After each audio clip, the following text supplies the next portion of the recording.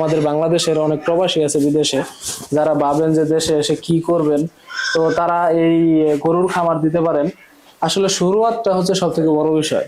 তো আমরা যদি শুরুয়াত করি 2টা বা 3টা গরু দিয়ে করা যায়, একসাথে 10টা গরু ফার্মে উঠাতে হবে এমন কোনো কিছু না। আপনারা এই মুহূর্তে দেখতে পাচ্ছেন আমি আছি বিশাল বড় এক গরু ফার্মে।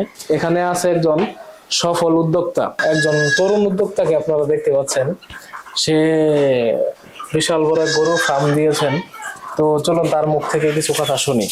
তো আপনি এই গরু ফার্মে কিভাবে আগ্রহ হলো আপনার? আসলে ছোট থেকে আমার আব্বু দেশি গরু লালন পালন করতো। তো তার পাশাপাশি আমিও কিছু সেবা যত্ন করতাম, গরুর পরিচালনা করতাম। তো তখন থেকে গরুর প্রতি একটা মায়া কাজ করতো। সেখান থেকে আমি যখন বুঝমান হই, মানে আমার মাথায় চিন্তা আসলো যে এতগুলো দেশি গরু পালন করার চেয়ে আমি একটা উন্নত মানের জাত নিয়ে কাজ করব। তখন সবগুলো দেশি গরু বিক্রি করে দিয়ে আমি ফিজিয়ান জাতের একটা গাভী কিনি। তো সেখান থেকে আজকে মোটামুটি 10টা গরু নিয়ে কাজ করতেছি, লাভবান হয়েছি আলহামদুলিল্লাহ। আমার দুধের গাভী আছে মোট 5টি।